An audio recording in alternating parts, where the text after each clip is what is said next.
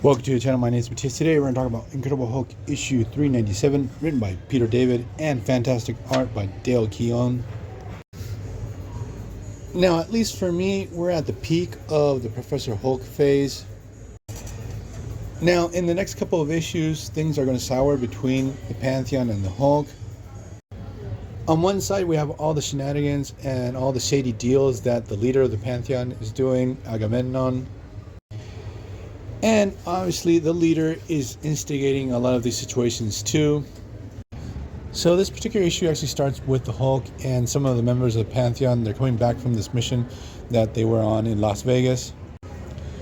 They were actually cleaning up some unfinished business of Mr. Fix-It.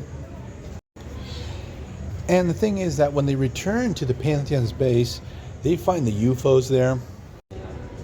They have been attacking the installations and they're trying to get to Agamemnon. Now, the battle that we get between Hulk and the members of the Pantheon with the UFOs, it's actually pretty great. The UFOs are a handful and Hulk just can't defeat them with brute strength. Literally, he has to use the power of science to overcome each one of them. Now, while all this is going down, we have the B plot where we have Rick Jones, who seemingly has found his long-lost mother. Now, for those who don't know, Rick Jones was an orphan, and after all these years, his mother has resurfaced.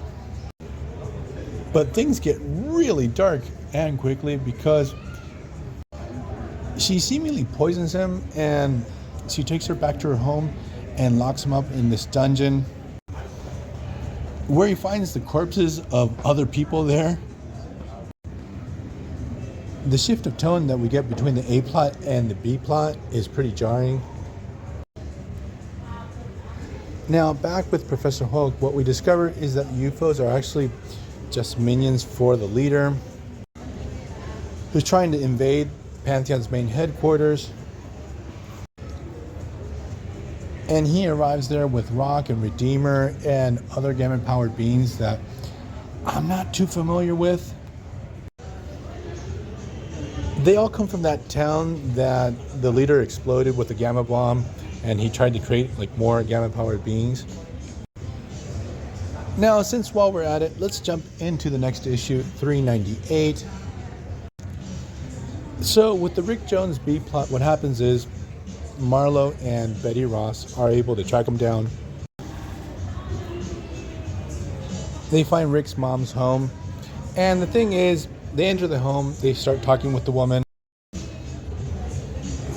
She's playing dumb that she doesn't know where Rick is. Obviously, he's locked up in her basement. But what happens is when she realizes that the cat's out of the bag, she turns full-on psycho.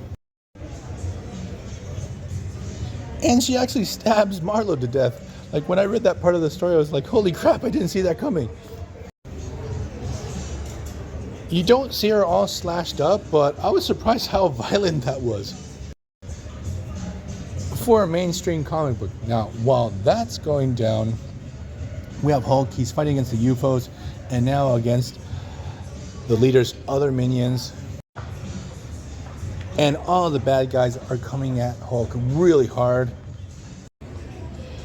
We even get a moment where we have Vector from the UFOs use the full force of his powers, and he just rips all of Hulk's skin off.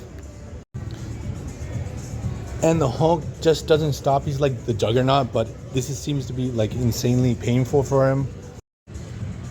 You know, these panels where we have Hulk all messed up without skin and just being wrecked. I've seen these same panels swiped a couple of times. So the thing is that even though the Hulk was able to clobber Vector, he was able to blast a hole all the way down to Agamemnon's main quarters. And the thing is that while this battle was raging on, the leader just goes down there. And what happens is the leader forges an alliance. He makes a deal with Agamemnon. Aggie actually goes up to where Hulk is and tells him to cease hostilities. The Hulk is just not having it, but he does stop. It's pretty hilarious because this whole scenario takes place with the Hulk butt naked. He's protesting Agamemnon's decision with his dong out. It's priceless. So on the last page, we have this situation with the Hulk, not happy with what's going down with the Pantheon. And on the last panel, we have Betty with Marlo, who's dead.